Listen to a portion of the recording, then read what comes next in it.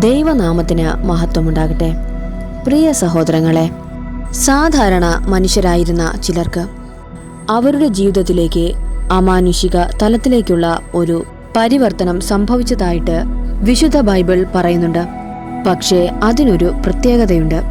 അവരാരും തന്നെ വലിയ പണ്ഡിതരോ വലിയ പേരുകൾ ഉള്ളവരോ ആ സമൂഹത്തിൽ വലിയ ഉന്നത സ്ഥാനങ്ങൾ വഹിക്കുന്നവരോ ആയിരുന്നില്ല. എന്നാൽ അവർ എങ്ങനെയുള്ളവരായിരുന്നു എന്ന് ബൈബിൾ വളരെ വ്യക്തമായി പറയുന്നുണ്ട്. സമൂഹം തള്ളിക്കളഞ്ഞവർ ആയിരുന്നു അവർ. മാറ്റി നിർത്തപ്പെട്ട ഒരു വിഭാഗത്തിൽപ്പെട്ടവർ, സമൂഹം തള്ളിക്കളഞ്ഞ ഒരു വിഭാഗത്തിൽപ്പെട്ടവർ, സമൂഹം അറപ്പോടും വെറുപ്പോടും കൂടി മാത്രം കണ്ടിരുന്ന ഒരു വിഭാഗത്തിൽപ്പെട്ട ആളുകളായിരുന്നു അവർ. തനിക്ക് വിലയില്ല എന്ന് ലോകം മുദ്രകുത്തിയപ്പോൾ, ലോകം വില കെട്ടതായി കണ്ടപ്പോൾ കർത്താവ് അവരെ വിലമതിച്ചു. പണ്ഡിതർ അല്ലായിരുന്ന അവരെ ദൈവം കൂടെ നടത്തി പഠിപ്പിച്ചു. ലോകത്തിൽ ഒരു സ്ഥാനവും ഇല്ലായിരുന്ന അവർക്ക് ലോകത്തിലും സ്വർഗത്തിലും 1-ാം നമ്പർ സ്ഥാനങ്ങൾ നൽകി അനുഗ്രഹിച്ചു.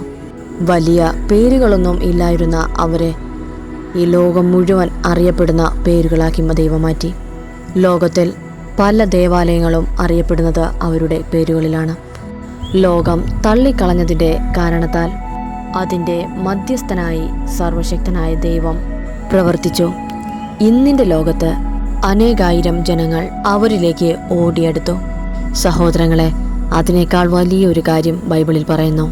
അവരെ അറപ്പോടും വെറുപ്പോടും കൂടി മാത്രം നോക്കിക്കണ്ടവർ ഇന്ന് അവരെ ഭയഭക്തി ബഹുമാനത്തോടെ അൾത്താരയിൽ വണങ്ങുന്നത്. പ്രിയമുള്ളവരെ, ഇതിൽ നിന്നും എന്താണ് നിങ്ങൾക്ക് മനസ്സിലാകുന്നത്? ഇതാണ് കർത്താവിൻ്റെ ഉയർത്തൽ. ലോകം നിന്നെ ഉയർത്തുന്നതിനും അപ്പുറം ദൈവം നിന്നെ ഉയർത്താനായി ശ്രമിക്കുന്നു. ലോകം നിന്നെ താഴ്ത്തിക്കെട്ടാൻ ശ്രമിച്ചപ്പോൾ കർത്താവ് നിന്നെ ഉയർത്താനായി ശ്രമിക്കുന്നു. നമ്മൾ കേട്ട വചനം പോലെ നിങ്ങളെ തള്ളിക്കളഞ്ഞവർ നിന്റെ ചുറ്റുമുണ്ടായിരിക്കാം. നിന്നെ ഒറ്റപ്പെടുത്തിയവർ നിന്റെ ചുറ്റുമുണ്ടായിരിക്കാം. വലിയൊരു നന്മയിലേക്ക്, വലിയൊരു അനുഗ്രഹത്തിൻ്റെ ജീവിതത്തിലേക്ക് നീ പോകരുത് എന്ന് ആഗ്രഹിക്കുന്നവർ നിന്റെ ചുറ്റും ഉണ്ടായിരിക്കാം.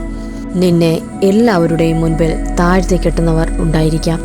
പക്ഷേ സഹോദരങ്ങളെ, ഇന്ന് ഈ നല്ല സമയത്തിൽ ദൈവം നിങ്ങളോട് പറയാൻ ആഗ്രഹിക്കുന്നത് ഈ വചനത്തിലൂടെയാണ്.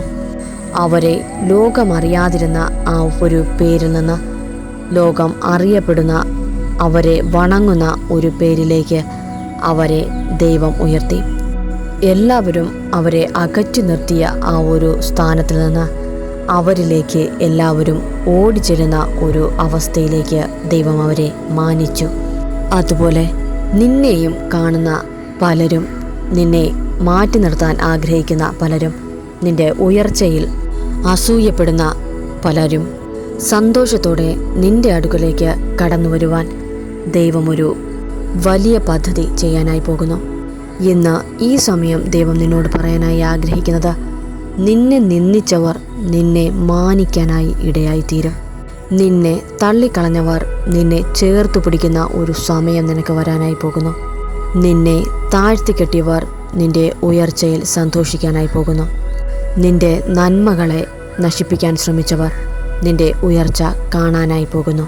പ്രിയ സഹോദരങ്ങളെ, ദൈവം നിന്നെ ഉയർത്തിക്കഴിഞ്ഞാൽ നിന്നെ അതിൽ നിന്ന് മാറ്റുവാൻ ആർക്കും സാധ്യമല്ല. ലോകം നിന്നെ തള്ളിക്കളഞ്ഞാലും നിന്റെ കർത്താവ് നിന്നെ കൈവിടുന്നില്ല എന്ന് ബൈബിൾ വളരെ വ്യക്തമായി നമ്മെ ഓർമ്മപ്പെടുത്തുന്നു. നിന്നെ മാനിക്കുന്ന, നിന്നെ സ്നേഹിക്കുന്ന, നിന്നെ കരുതുന്ന ആ വലിയ ഒരു പ്ലാൻ ദൈവം നിവർത്തിയാക്കാൻ പോകുന്നു. കേട്ട വചനം പോലെ തന്നെ ദൈവം എടുത്തു ഉപയോഗിച്ചിരിക്കുന്നത് എപ്പോഴും താഴ്ത്തപ്പെട്ടവരെയാണ്. സമൂഹം തള്ളിക്കളഞ്ഞവരെയാണ്, തള്ളിപ്പറഞ്ഞവരെയാണ്. അതുകൊണ്ട് നിന്റെ ജീവിതത്തിൽ ആരെങ്കിലും നിന്നെ തള്ളി പറയുന്നുണ്ടെങ്കിൽ, നിന്നെ മാറ്റി നിർത്തുന്നുണ്ടെങ്കിൽ, നിന്റെ സന്തോഷത്തിൽ, നിന്റെ സങ്കടത്തിൽ കൂട്ടു നിൽക്കാൻ ആരും ആഗ്രഹിക്കുന്നില്ല എങ്കിൽ നീ ചിന്തിക്കുക, ദൈവം നിനക്ക് വേണ്ടി വലിയൊരു പദ്ധതി ചെയ്യാനായി പോകുന്നു. നിന്റെ പതനം കാണാൻ, നിന്റെ വീഴ്ച കാണാൻ, നിന്റെ താഴ്ച കാണാൻ കച്ചകെട്ടി കാത്തിരിക്കുന്നവരുടെ മുൻപിൽ വചനം പറയുന്നത് പോലെ ഈ ജനത്തിൻ്റെ മുൻപിൽ ഒരു പിത്തളക്കോട്ടയായി നിന്നെ ഞാൻ ഉയർത്തും.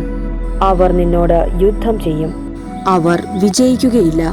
എന്തെന്നാൽ നിന്നെ രക്ഷിക്കാനും മോചിപ്പിക്കാനുമായി ഞാൻ നിന്നോട് കൂടെ ഉണ്ട് എന്ന് അരുളി ചെയ്യുന്നു. പ്രിയ സഹോദരങ്ങളെ, വചനത്തിൽ പറഞ്ഞിട്ടുണ്ട് എങ്കിൽ അത് പറഞ്ഞു തന്നെയാണ്. ഇന്ന് നിന്റെ ജീവിതത്തിൽ ചിലപ്പോൾ ഒറ്റപ്പെടലുണ്ടാകാം, തള്ളിപ്പറച്ചിലുണ്ടാകാം. പക്ഷേ നാളെ എന്നൊരു ദിവസം നിനക്കായി ദൈവം മാറ്റിവെച്ചിട്ടുണ്ട്. അവിടെ നിനക്ക് വലിയൊരു ഉയർച്ച, വലിയൊരു നന്മ, വലിയൊരു അനുഗ്രഹം ദൈവം നിനക്കായി പദ്ധതിയിട്ട് വച്ചിട്ടുണ്ട്.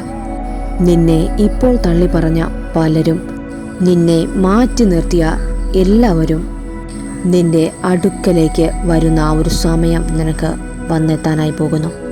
ബൈബിളിൽ പറഞ്ഞിട്ടുണ്ട് എങ്കിൽ അത് ഉറപ്പായും നിന്റെ ജീവിതത്തിൽ നീ അനുഭവിക്കുക തന്നെ ചെയ്യും. നിന്റെ ഒറ്റപ്പെടൽ നിനക്കൊരു വലിയ അനുഗ്രഹത്തെ കൊണ്ടുതരാനായി പോകുന്നു. അതൊരു വാഗ്ദാനമാണ്, അത് നിറവേറുക തന്നെ ചെയ്യും.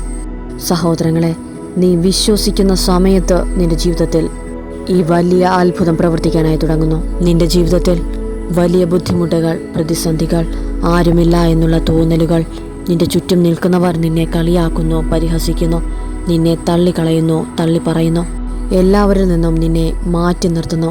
നിന്നെ എപ്പോഴും ഒരു തള്ളിക്കളയുന്ന ഒരവസ്ഥയാണ് നിന്റെ ജീവിതത്തിൽ ഇപ്പോൾ കടന്നു പോകുന്നതെങ്കിൽ, ദൈവമേ, എങ്ങനെയാണ് എൻ്റെ ജീവിതത്തിൽ ഇനിയൊരു അത്ഭുതം നടക്കുന്നത്? അതിന് ഒരു സാധ്യതയുമില്ലല്ലോ, അത് നടക്കാനായി ഒരു വഴിയുമില്ലല്ലോ. എൻ്റെ ജീവിതത്തിൽ അത്രയും വലിയ ബുദ്ധിമുട്ടുകൾ, കഷ്ടപ്പാടുകൾ, എന്നെ മറ്റുള്ളവർ കളിയാക്കുന്നു, പരിഹസിക്കുന്നു, എൻ്റെ ജീവിതത്തിലെല്ലാം നഷ്ടമാണ് എന്ന് നീ ചിന്തിക്കേണ്ട ആവശ്യമില്ല. വചനത്തിൽ പറയുന്നുണ്ട്, ബൈബിളിൽ പറയുന്നുണ്ട്, വചനം അത് എഴുതപ്പെട്ടതാണ് എങ്കിൽ, ദൈവം നിനക്ക് വേണ്ടി അത് എഴുതി വെച്ചിട്ടുണ്ട് എങ്കിൽ ഉറപ്പായും നിൻ്റെ ജീവിതത്തിൽ നീ അത് അനുഭവിക്കുക തന്നെ ചെയ്യും. എത്ര വലിയ പ്രതിസന്ധികളുടെ നടുവിലാണ് നിങ്ങൾ നിൽക്കുന്നത് എങ്കിലും ചിലപ്പോൾ നിന്റെ മുൻപിലുള്ള പ്രതീക്ഷകളെല്ലാം അസ്തമിച്ച് പോയിട്ടുണ്ടാകും. ഒരു ഉയർച്ച നിന്റെ ജീവിതത്തിൽ ഇനി സാധ്യമല്ല എന്ന് നീ ചിന്തിച്ചിട്ടുണ്ടാകും. സഹോദരങ്ങളെ, വചനം നാം മറന്നു പോകരുത്. കാനായിലെ കല്യാണത്തിന് വീഞ്ഞു തീർന്ന സമയത്ത് അവരുടെ അവസ്ഥ എന്തായിരുന്നു? അവരുടെ മുൻപിൽ ഒന്നുമില്ലാത്ത ഒരു അവസ്ഥയായിരുന്നു ആ സമയം. പക്ഷേ പരിശുദ്ധ അമ്മ അവിടെ പറയുന്നൊരു കാര്യമുണ്ട്, അവൻ പറയുന്നത് പോലെ ചെയ്യൂ എന്ന്. അവിടെ വീഞ്ഞിന് ഒരു സാധ്യത ഇനിയില്ല.